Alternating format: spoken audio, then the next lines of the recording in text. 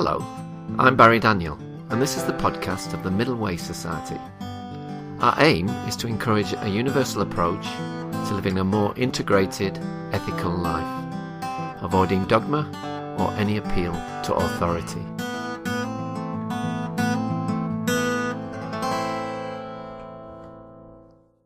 My guest today is Stephen C. Hayes, who is Nevada Foundation Professor and Director of Clinical Training at the Department of Psychology at the University of Nevada. He's the author of many books, including the popular Get Out of Your Mind and Into Your Life, which for a while was the #1 best-selling self-help book in the US.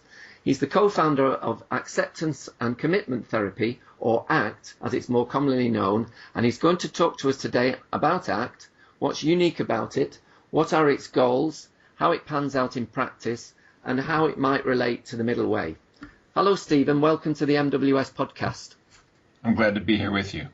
Okay, well, maybe we could kick off, Stephen, by you telling us a little bit about your background. Well, I'm a clinical psychologist, and I also do research in language and cognition. I come from a behavioral background, cognitive behavioral background, but became dissatisfied with breadth of the methods there, in particular when I developed my own panic disorder as an assistant professor and found that some of the things that I was taught to do just didn't have enough traction. And it was only when I turned back to things that I had explored inside Eastern traditions and the human potential movement.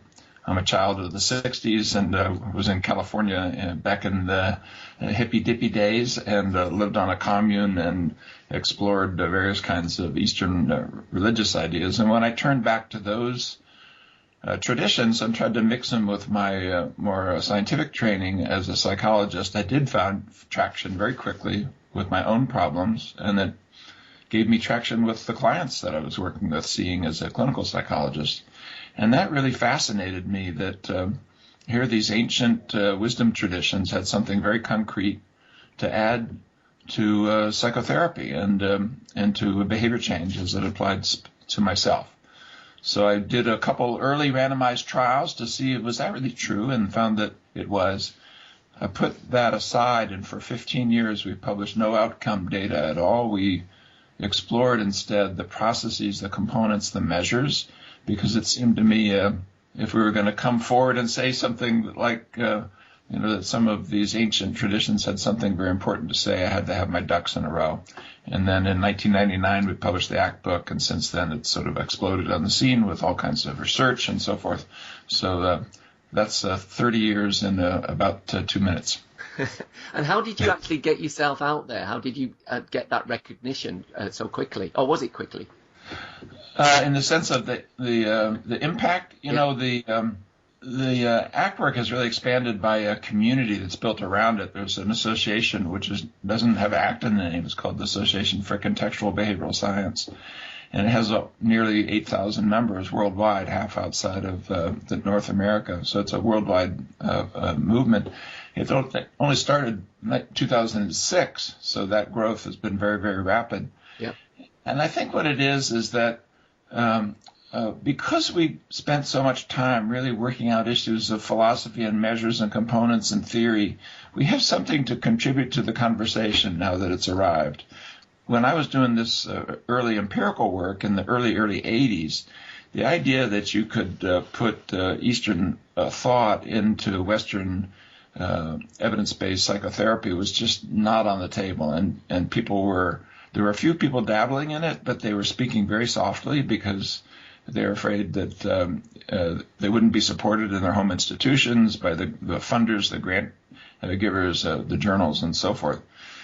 But when ACT came forward as a fully developed system right at the turn of the century, we had done so much background work, and the interest was just coming in at that time. The books on acceptance and mindfulness and values and so forth, so that I think people have found something that adds to the contemplative practice traditions, the mindfulness traditions, in an interesting and complementary way. And I think because of that, you've seen a lot of growth. Usually people who come to the work are not wanting to be put in a box, and we don't try to put people into a box. So they continue their compassion-focused meditation or their contemplative work and mix it with what we've been able to develop as a Western science tradition inside ACT, or really what I almost prefer, the larger contextual behavioral science community that is trying to, as we say, kind of a little boldly on our website, create a psychology more worthy of the challenge of the human condition. And one of those challenges is that the assumption that you commonly found in Western psychology of this idea of healthy normality. Now, that's been quite controversial, hasn't it?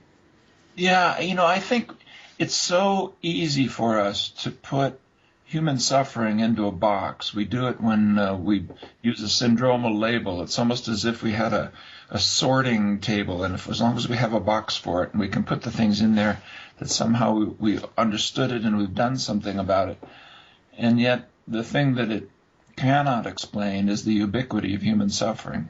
Mm-hmm. Even in the developed world, we're not just talking about people who suffer because they don't have enough food to eat or shelter. We're talking about people who have everything. And in the history of the planet are almost beyond imagination in the amount of material resources that they have available to them. Not just the billionaires, but just the normal person living in the developed world is living in a way that no one on the planet lived like that just a few hundred years ago. And yet the rates of suicide and suffering and depression and anxiety and substance use and so forth almost outstrips the ability of our health systems to care for people. So I think it's far more plausible to think that what is called normal is actually the source of suffering. And by looking at it that way, we were able to see processes that you can put not just into the therapy room, but into churches and schools and businesses and homes and the organizations that you're part of, that soften them, that humanize them, and that lift people up. And I think that's what the wisdom traditions have tried to do from the beginning. We've part of a whole family of methods that have figured out how to put that message into the healthcare system and even get paid for it. Not necessarily very much, but which is that's new. That's never really been like that in Western society, at least. And I think it's making a profound difference in our culture. And I hope there's kind of a race between these forces that we can trim back some of the excesses of the materialistic culture that we've created that can be very avoidant and present these kind of bangles in front of people's eyes that draw them off into pathways that are empty. Yep. And so we're trying to be part of taking a set of assumptions that allow us to go into human need where it exists, which is not just in the people coming in to seek help for behavioral health problems or mental health problems. They're in you and the person sitting next to you. So it's as much an integrative practice as a therapy then? Well, in how it's played out, the people who get involved in ACT and see some benefit to it as therapists, and this is one reason why we've seen the growth, is that people are kind of buoyed up by the community that builds around that, number one. But number two, the practices themselves are healing and healthy for the providers. And we've done randomized trials on that now. We've got 6 or 7 randomized trials showing that using ACT methods reduces burnout and increases professional engagement, reduces the psychological distress in providers, in the social workers, psychiatrists, psychologists, and so on. Interesting. And in the same way, when we put it into people's lives, I'm really quite comfortable not using the therapy word. We sometimes call it acceptance and commitment training. Yep. When we go into organizations and business. We have, 60 self-help books in 25 different languages. I've done the calculations. I think there's somewhere around 2.5 million copies of ACT books that are for end users, for normal folks sitting in somebody's home right now. Mm-hmm. And with a normal multiplier, that means, additional millions. Maybe not all read the books cover to cover, but people find things in the work that you can put into your moments. And you can do it quickly. You can do it right now. And part of what I think we do bring to the conversation that's helpful is that we know something about what the processes of change are. We can simplify the message from all the many, many things you can do.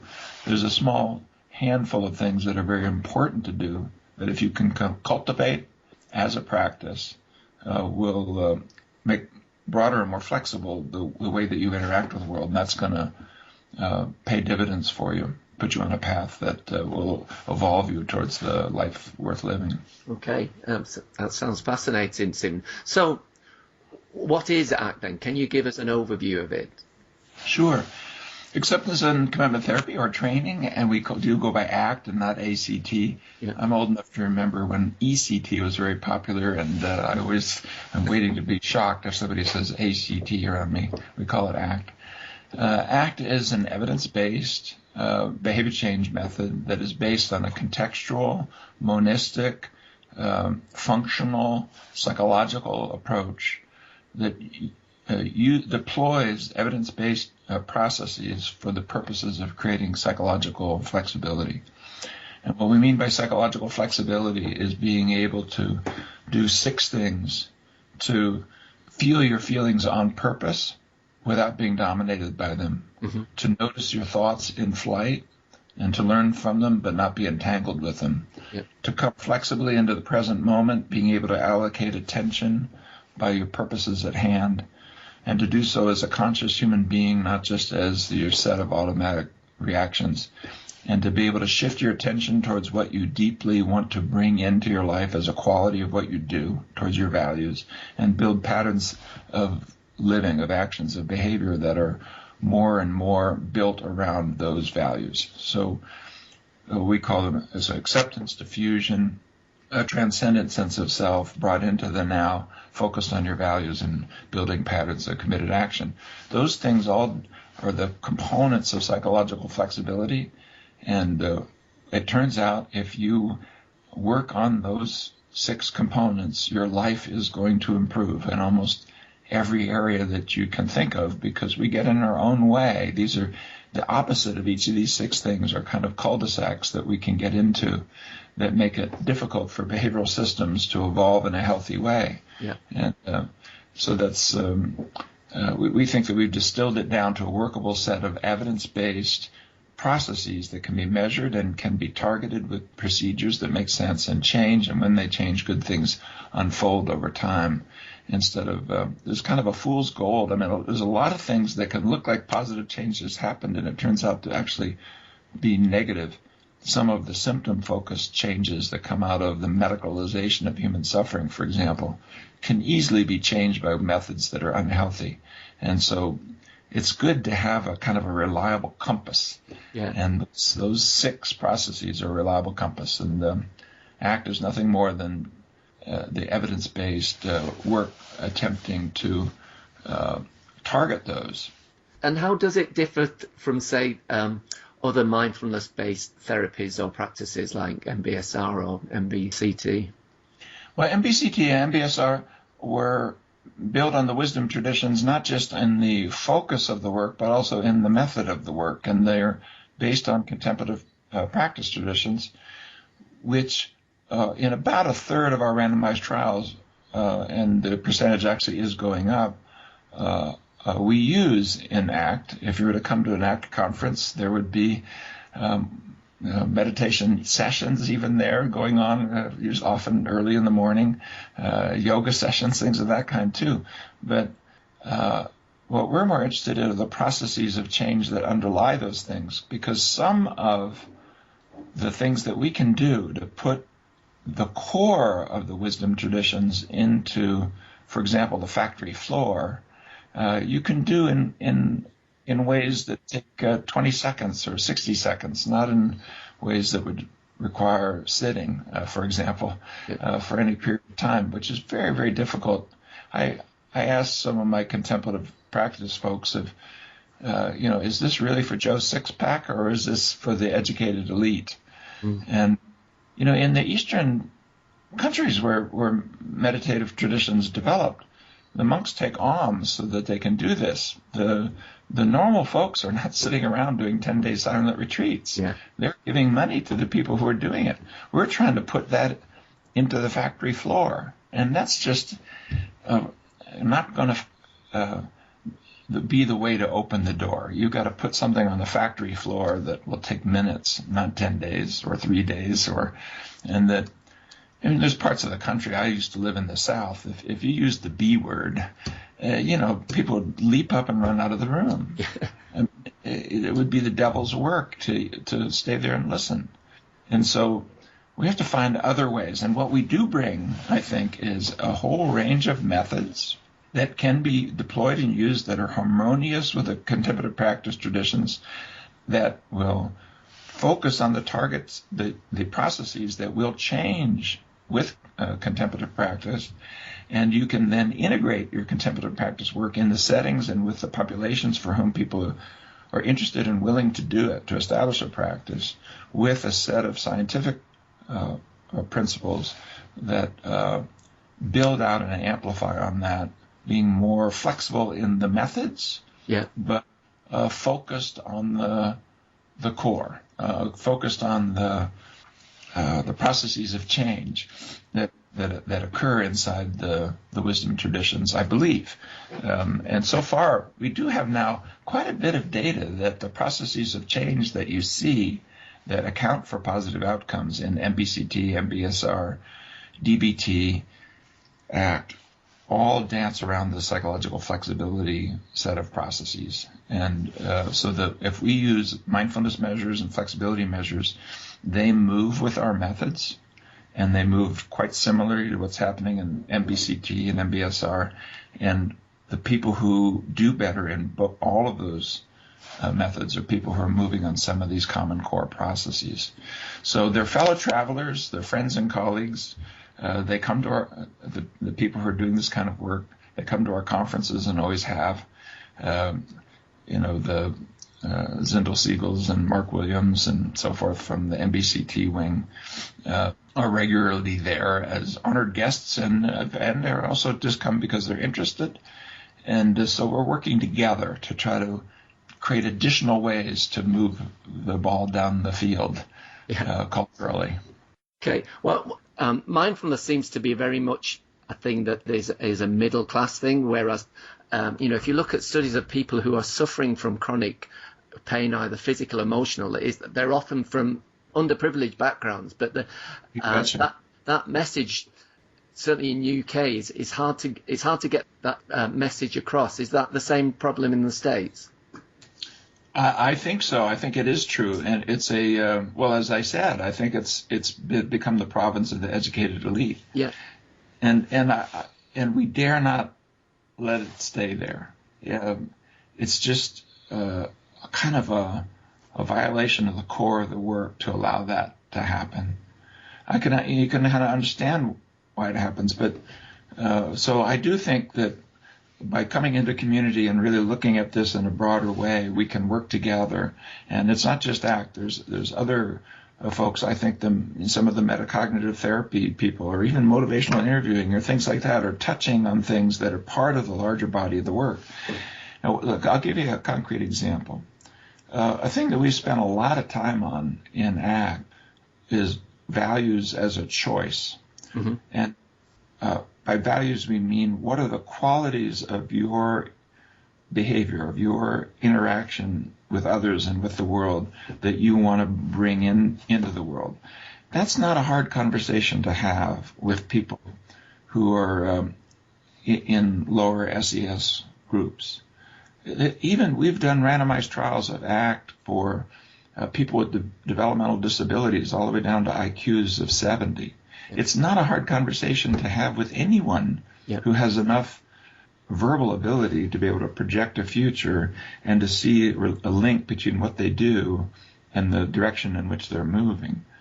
And so if you can have somebody get in touch with what is deeply of importance to them in terms of how they are in the world, and the two ways in on that, one is going to be opening up to the sweet moments that people have had in their life and then looking at what's inside that. Yeah. And the other one is to look at their own pain. Mm-hmm. Because part of what's going on in pain is that something somehow is being violated or taken away. And there's underneath that, if you can flip it over, there's yearning for something. So, for example, I said I had a panic disorder, and a big focus of that was social anxiety. And it took me years of this work to realize that underneath the social anxiety was, and I have family of origin stories, I know why this happened. My dad was an alcoholic. My mom was depressed, obsessive, compulsive, and I'm kind of watching them, and I'm wanting to help them when they're arguing and throwing things, and Dad's coming home drunk and so forth, and I'm wanting to go and help them and feeling completely inadequate to the task. As a young child, it was just not my role, plus it wasn't safe. Well, so here I've made this decision as a young child that I'm going to do something while knowing that I'm not able to. And then here as an assistant professor, I'm developing panic around what? Wanting to do something and feeling as though I'm not able. Yeah. And where does it show up? When I'm in front of other people. Well, of course. Why wouldn't it? The 8-year-old shows up. And I was trying to solve that problem in a way that was tantamount to turning to this yearning that's inside this painful place for contribution and for making a difference. And I was doing something that was tantamount to taking that part of me and telling it to go away and shut up. And that message is so harsh and so dehumanizing. It's no wonder. Thank God for my panic disorder. Because without it, I could have gone on in this kind of sugar soup, just giving me the good stuff, self-objectification for many, many years. And it slowed me down. Mm-hmm. And so my point here is that values are the flip side of your suffering. Yeah. And so when you begin to see this, the psychological flexibility concept, it turns out that you can go to that core from any one of those 6 processes. And as you begin to open up to what you care about, you open up to where you hurt, but you also open up to what brings vitality and meaning and purpose to your life. And now that's a conversation, and there are methods that we can put in there that will directly reach into the hearts and minds of people on the factory floor. We've done randomized trials of ACT for safety in factories. Yeah. Where you have these very, hard hat, tough guys, they don't want to wear these sissy things, you're giving me safety belts. Look, I'll climb right up with that. I don't even need a belt. I don't need a freaking hat. What do you. And then we get into safety meetings. The guy who originated this is DJ Moran. And we start having these conversations, and people start standing up and talking about how important their children are to them. And how they want to be there to watch their grandkids get married. And the safety hats and the safety belts begin to change what they are. Yeah. They're not an indication of weakness. They're an indication of your care and concern for others, which is something that is deep inside your heart. Yeah. And you don't have to go to college to do that. You don't have to be middle class to have that. No, of course not. You don't even have to have an IQ that's average. I mean, if you talk, if you're just that far along, we should be able to have methods that will reach your hearts and minds and try to soften and humanize this journey that you're on with yourself and with others in the human community. So that's the thing I think we bring to the conversation. Now, every teacher, every meditation teacher is going to have right action, going to have values in there, but they're going to do it in a spiritual and religious way. Mm-hmm. And you can't do that to put in the health system. You can't come in as nobody anointed you as to be a spiritual and religious leader when you're in a pain clinic. Yeah.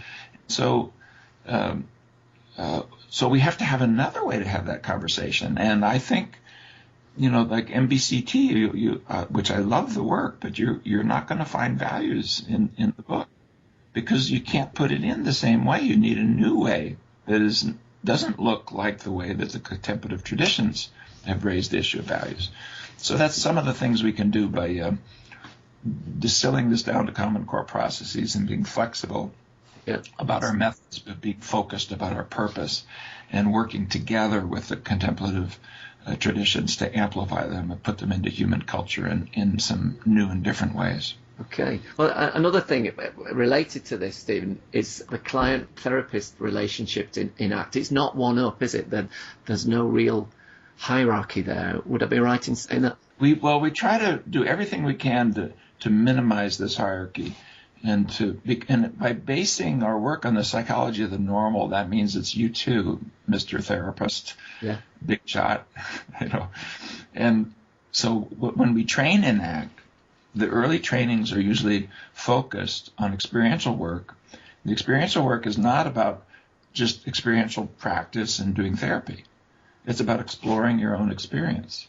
And people who are good ACT therapists know how hard it is when it's your stuff.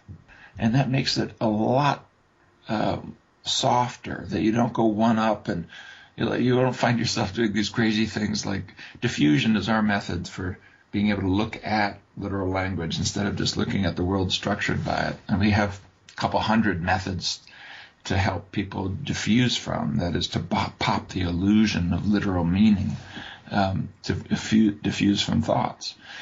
Well, if you don't know how hard it is, you could find yourself in this almost silly position of saying, you shouldn't be so fused to people, which of course is a very fused thing to say.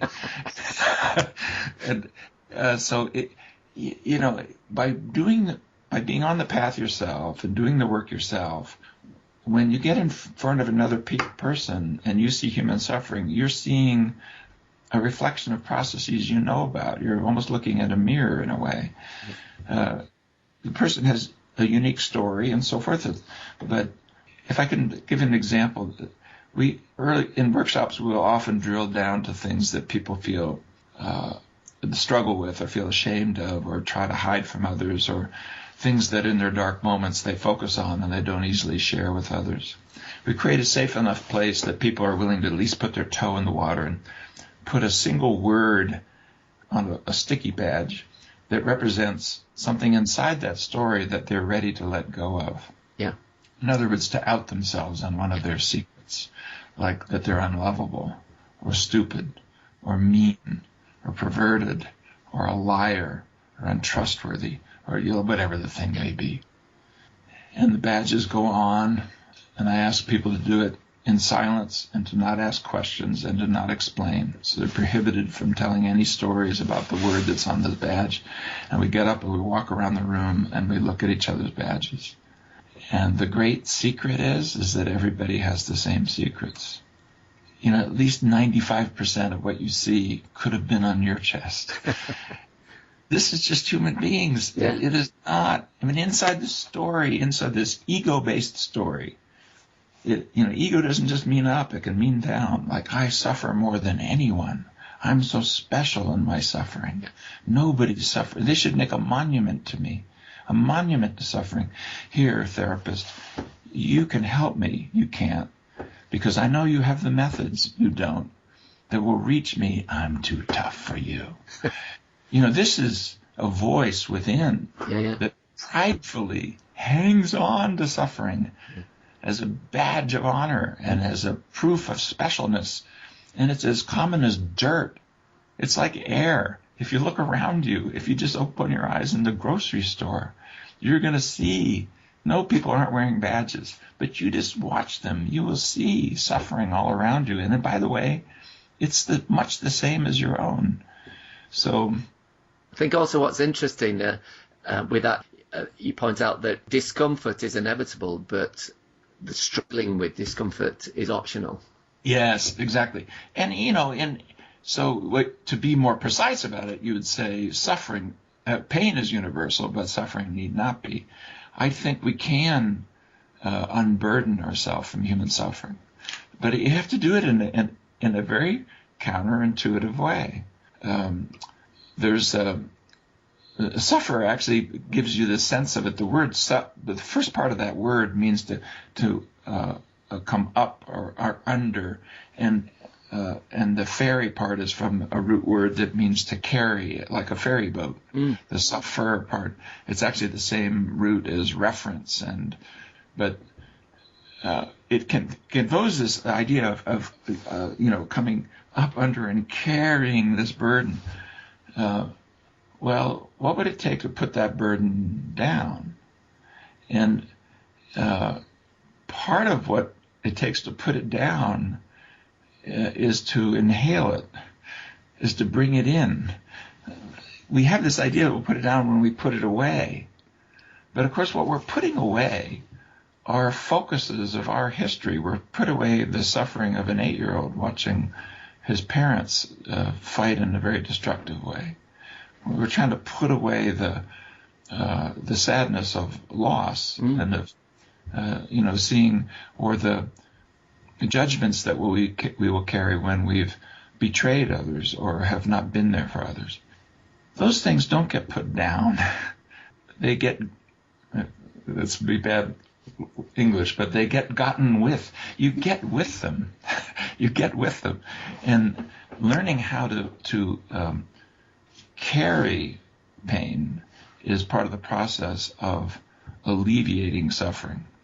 That we can sort of put down that burden that's on us as we sort of expand to include it. And it turns out once it's there, it's not a burden, it's a guide, it's a flashlight into the darkness.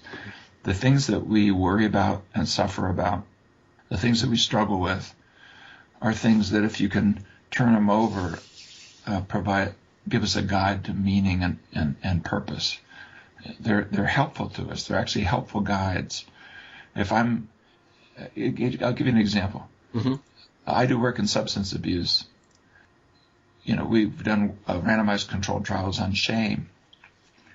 But most people who are struggling with substance abuse, and they very often let themselves down, they let their bodies down, they let their families down, they let their communities down. I mean, there's a lot of things that they know have done wrong inside their addiction. Yeah. Sometimes very spectacularly wrong, of allowing things to happen to people they love. And it turns out that guilt is a positive ally to change. And people don't like guilt. Of course, they don't like guilt. I mean, in fact, have another beer. Snort something, shoot something. If you're feeling guilty, quick, get rid of it. Of course, but that's the very path that give rise to the things you did that you're guilty about. And shame includes this bought into, fused in, ego-based story of how bad you are. Yeah. And you're not. You're a human being. You've made mistakes. You've done things that are unhelpful. Yeah. That old Christian thing of hate the sin, love the sinner. So we can negotiate that, and when we finish it, we'll end up with judgments and memories and sensations and so forth as part of the journey, but not as what they say they are, not as what your mind tells you have to do with them. And held properly, they end up being allies, not enemies. Yeah. I often think of guilt as more of an empathic emotion than shame. For example, say you slept with someone else. If you're feeling shame, you're worried about what other people are thinking about you. Whereas if you feel guilty about it, you're feeling hurt for what you've done to the other person. You empathize with their pain. No, I agree with that. And actually, I think part of that is this very subtle and very tricky thing, which actually I was have been really sort of exploring more recently, which is this: all of our self-descriptions, positive and negative, that we buy into, these comparatives, are actually ways of distancing ourselves from others and distinguishing ourselves from others. So it isn't just that I'm bad; it's that I'm badder than. Yeah. And so this social extension. I mean, if you just actually take anything, even the positive ones, I'm smart, really comes down to I'm smarter. And as soon as you do that, smarter than what? Smarter than those, that one, and that one, and that one. As soon as you do that, you've ripped yourself out of the group. you now feel alienated and disconnected. The same thing happens on the negative side of things. So shame is an emotion that leads to a kind of judgment-based self-attack that pulls you away from people. Mm-hmm. And sometimes, and inside that is this little attachment to specialness. And conversely, if guilt can pull you towards people as you recognize that you do care about people, and sometimes you let them down. That's a good thing to know. That's not your enemy to know that. Yeah. That's your guide. I mean, it's no more your enemy to know that than it would be your enemy to notice that when you're driving off to the side of the road, away from the paved part of the road, you want to be able to be awake enough to see that, oh no, the driving's not going to be done very well over there. In the same way, if I'm, off from my moral compass, I want to be able to be brought back to the center. Yeah. Can we just move back to ACT for a little bit? You mentioned that a big part of ACT is the idea that language is part of the problem. Is it the problem-solving, conclusion-jumping, rule-setting aspect of language that you find destructive? For example, I'm thinking of metaphor is also an aspect of language, but you seem to use this very effectively to help people see things from a wider perspective in an integrative way. Sure. Well, one of the things we did in that 15-year gap is we worked on a theory of language and cognition because we couldn't find one that was adequate to what we were trying to do. And we developed one called relational frame theory, which has its own life in basic psychology and which is doing wonderful things in teaching us how to teach language skills to developmentally disabled children, or establish sense of self in autistic spectrum disorder children, or raise the intelligence even of normal IQ kids, or develop measures of implicit cognition and so forth. So relational frame theory is something that ACT co-evolved with, which came out of my laboratory years ago, but has grown to an entire thing. And one of the things that RFT says is that there's kind of two aspects of language. There's an aspect of putting things together into relational networks. Mm-hmm. The basic idea of RFT is that arbitrary relationships, learned arbitrary relationships, so the core of human language, probably evolved initially as an extension of cooperation. We're the only species that do it, by the way. Yeah. And you can show it even in 12-month-old babies. But the tool that we evolved, which this simple core, if I could be allowed 2 minutes of geek, yeah. The core of relating, the core of human language is its bidirectionality. And so, for example, if you learn that a cup is this object, you'll know that this object is called a cup. That's not true of the language-trained chimps or any non-human primate or other non-human animal, but it is true even of 12-month-old babies, human babies. And we think it comes from how social we are. We're the social primates, the eusocial primates. And I show this in workshops by taking an object, giving it a funny name, and then putting it out of reach. And then I reach for it and say its name. And I just stand on stage reaching for it, saying its name. And in about 30 seconds, somebody goes and grabs the objects and gives it to me. Which, of course, is exactly what would have happened. Yeah. In early humans. Whether the hominids do it, I don't know, but we know that Homo sapiens did, because we know that human language, there was a single language on the planet 100,000 years ago. You can look at the changes in the structure of language and go backwards in time and say there was only one language 100,000 years ago. Isn't there a species of monkey that, they say leopard, and the other monkeys jump up the trees, or if they say eagle, then they hide for cover or something like that? Absolutely. Animal communication systems are bidirectional often, and they're wonderfully useful inside the troops. But if you take that monkey and you did that simple experiment I just did, they would fail the test, and we know that because it was done with Sue Savage Rumbaugh and Dwayne Rumbaugh's chimps at Yerkes, the two prides of the troop, Lana and Sherman, the best chimps they had, and when they trained in careful work, Neil Dugdale and Fergus Lowe at Wales did this. They came to Yerkes in Atlanta to do the study. When they trained at Yerkes, they used plastic chips instead of signs. I trained object chip, and then they present the chip and see could they pick the object from an array, and they were at chance levels. And then they trained it the other way, chip object, and then could you pick the chip given the object at chance levels? Yeah. So no. There are no species of monkeys that do this. They communicate. But if you actually do things like, for example, the prairie dog that squeaks when it sees the eagle, the prairie dog that listens and runs into the hole, different parts of their brain are lighting up. These are two integrated systems, but they mean something different. Right. The squeak run meaning is different than the see the snake or eagle or whatever it is and characteristic sign.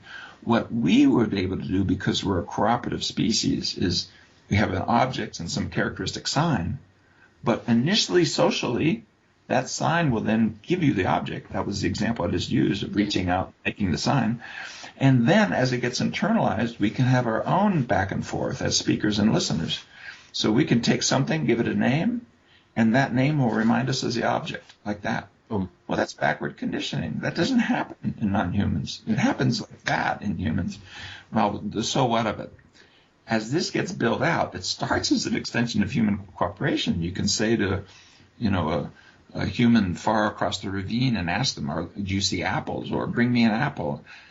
But it immediately creates a psychological challenge. For one thing, anywhere you go, you can now remember painful things by having the signs be presented for them. Yeah.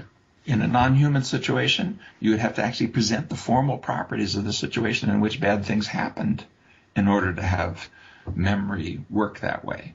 So, if I shock an animal in the presence of a symbol, and then I bring the symbol in their presence, they'll, of course, respond. But we can, for example, be in a wonderful environment and have somebody remind us of a rape, and suddenly we're back there again. So that's one. That comes just from the early parts of language. But then the next part is, as we built it out, we used language for problem solving. That bidirectionality allowed us to do things. We could, for example, imagine a future that's never been.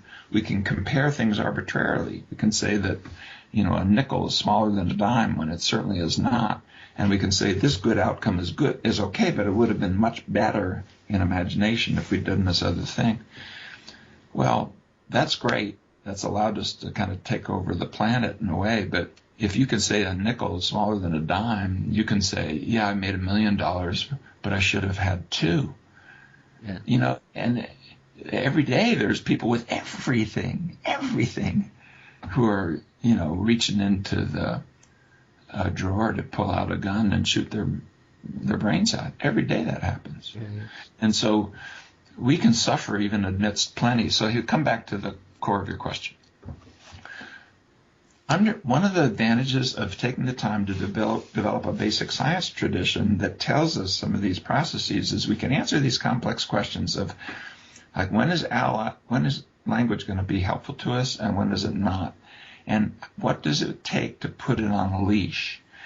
And we found in the RFT labs that one way that we can do it is we can alter the contexts in which language has behavior regulatory power.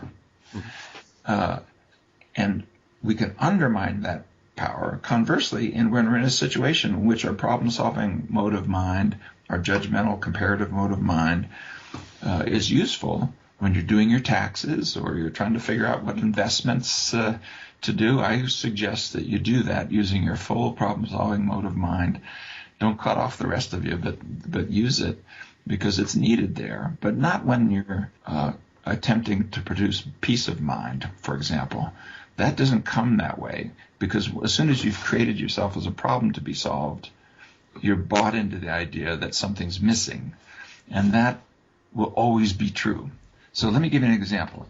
This is a thing that Titchener did in the turn of the century, and that we were the first to bring it into psychotherapy. We would take something somebody's struggling with. I'm thinking of a group of substance users in a recent randomized trial we did where we were dealing with shame. It was that same trial. And I was running the group, and I asked them to dig down to something that really is hard for them to sit with.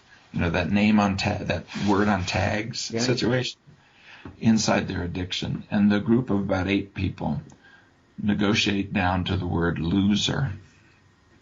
So they're here in an inpatient facility as 8 losers. Yeah.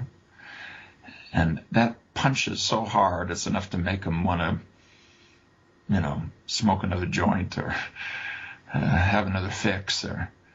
And so we took the word loser and we said it out loud rapidly as a group for 30 seconds.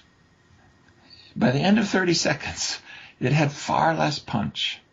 Mm. And the next time it came up in your mind, I guarantee you it would have a little distance. You'd be able to look at it more like you might have actually if you had engaged in contemplative practice, so that when a thought came up like that, you'd have that natural skill to get a little bit of distance, psychological distance between the part of you that's aware of the thought and the thought itself. You can do that in 30 seconds. And no, of course, in normal language, it will disappear back into the illusion of literal meaning. But not with that memory gone away. There's that little part that reminds you that, oh, by the way, these are just sounds. Oh, by the way, this is an arbitrary relationship. The things we call things aren't the things themselves.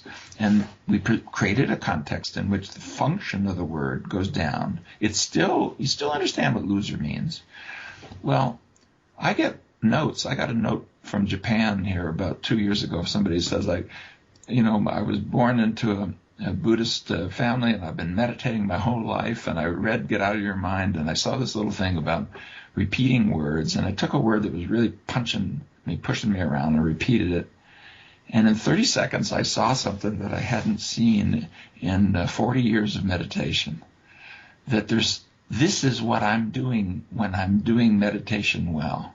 Yeah. And I thought, this is very, very cool. And it's not that they were saying that the contemplative work was replaced by a 30-second exercise. It was just a little guide of this little piece of many, many, many things that happened in contemplative practice that you can catch, that is part of the liberation process that happens when contemplative practice works well. And I think that's really, really cool. That's an example of what it meant at the very beginning. If we can bring these tiny little methods that, by the way, you can put at the factory floor. DJ Moran, when he's doing his safety things, he gets the group to talk about what is the word that is punchy when they're using all of their safety gear that would tell them to not. And they may negotiate down to something like sissy. Yeah. Okay? And then they'll all sit as a group and they'll go sissy, sissy, sissy, sissy, sissy, sissy, sissy. And then they'll stand up and put on their freaking hard hats. Yeah, brilliant. Be more likely to put on their hard hats because of that tiny little crack in the system that you can have the thought that you're a sissy, and it doesn't mean you have to do what your mind says. You can put your mind on a leash. Yeah. And use it as a tool when it's useful, but not have it, put you on a leash and just lead you off the edge of a cliff.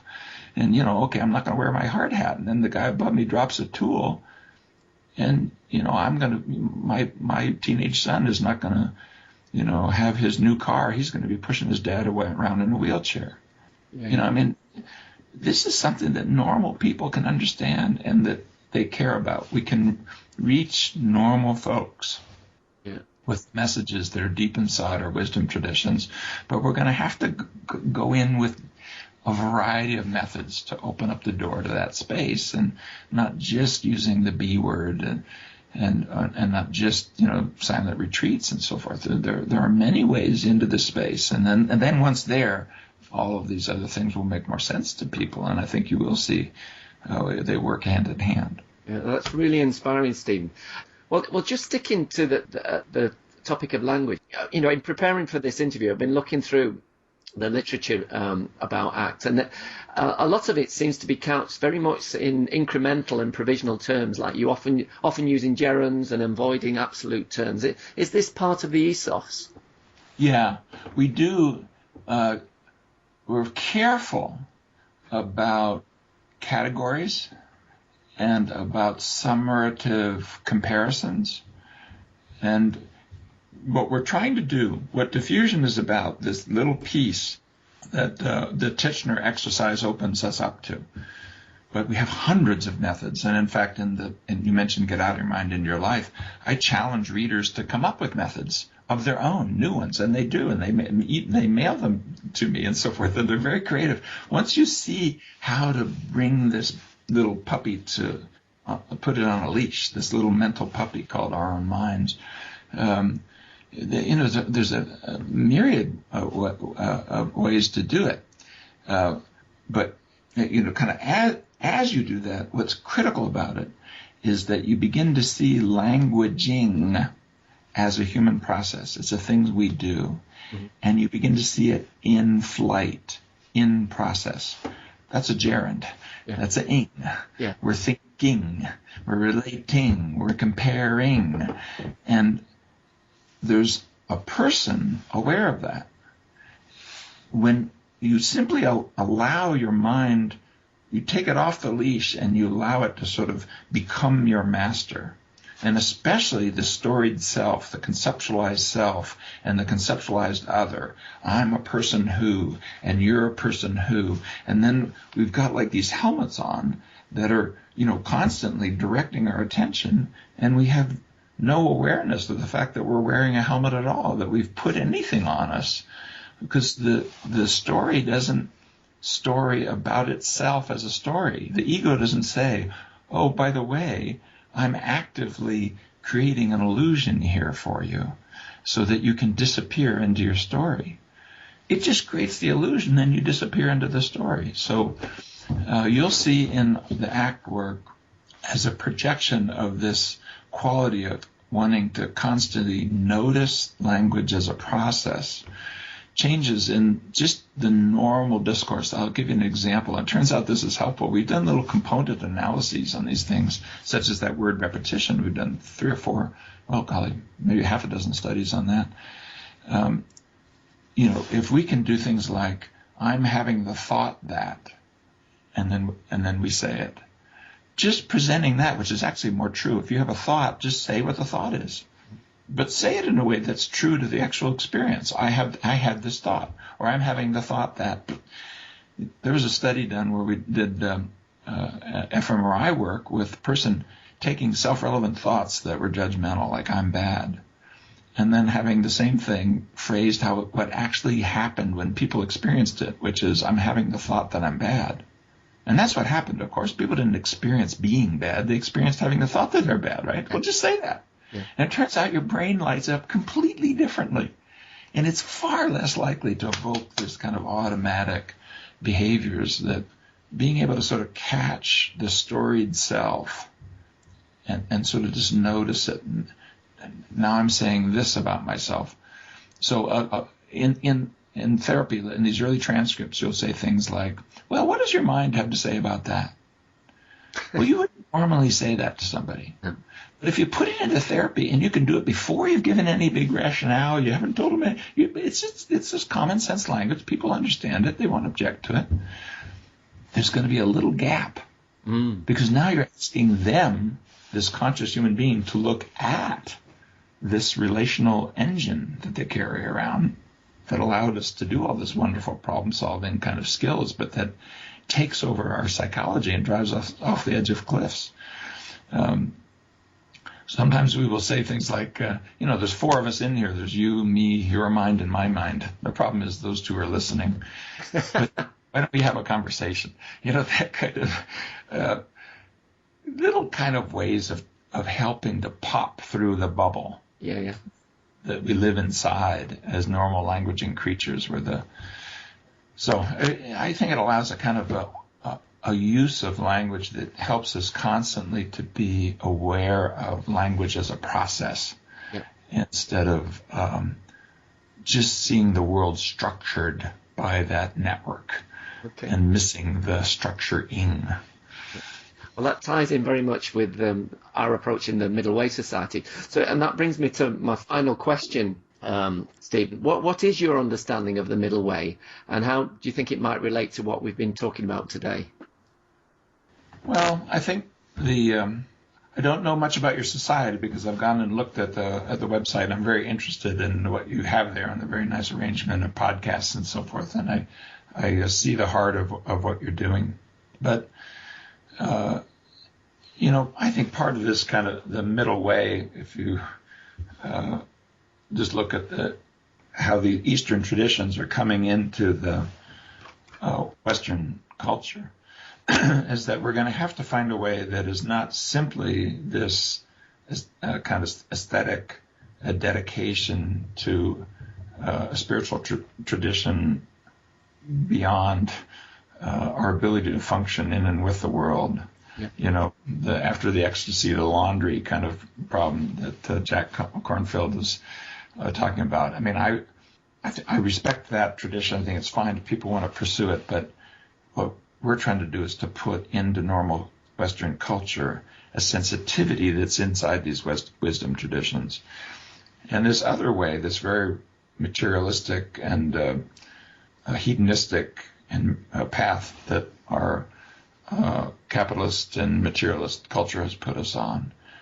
I think many, many, many people understand that there's a quality of mindlessness to it and of recklessness to it that you can see in everything from the rise of human suffering in Western civilization to the rise of the levels of the seas that will be visiting your grandchildren as a result of the things we've done to our mother planet in order to pursue that agenda. So I just take this middle path to be one in which we can bring these traditions together into the lives of normal human beings and soften and humanize our journey, reducing objectification and dehumanization of ourselves and others, coming into the present in a way that's aware and flexible, and being able to carry our past with its painful history, but being able to learn from that and direct our lives towards the qualities of living that we want to bring into the world in the limited time that we have here. That seems to me kind of a balanced place to sit. Yeah. That gives us a place for Western science traditions and contemplative traditions, and for the role of material things on the one hand, but the importance of peace of mind and wholeness on the other. And finding a way to do that, my game is to find a way to do that is Western science based and that tries to find the components and elements and processes that we can focus on and build new methods around. And I'm excited to see, can we come up with new ways of bringing this middle path into existence that will fit the moments of people's lives here and now. And I think we're making progress on that. And I say we, I'm not talking about the ACT folks. I think we're part of it. But I'm talking about this almost cultural shift as people try to create modern minds for the modern world. Mm. In a world in which you can turn on your television screen and see suffering around the world at any level of detail that you can imagine, when you can hear about things that are going on that are horrible constantly and see it, we have to find a way to carry that without numbing and without objectification and without separation. We can't just afford to say, well, let's close the borders and let the Ebola crisis burn itself out. If it takes the whole continent down and millions of people die, at least they won't be, getting on planes and coming to our country. I mean, we are just not going to, we cannot live in a world that is like that. So if we're going to bring compassion and mindfulness into a world in which we're constantly being exposed to what's going on around the world, we've got to find a way to create more flexible minds that can maintain their balance inside the cacophony.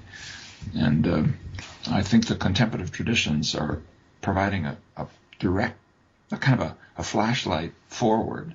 But I do think we need additional means to be able to bring the core of that message into our homes and clinics and schools and communities and into our culture. Yeah, I couldn't agree more, Stephen. Anyway, it's been a real pleasure talking to you today. Thank you, Barry. It's really, really been fun.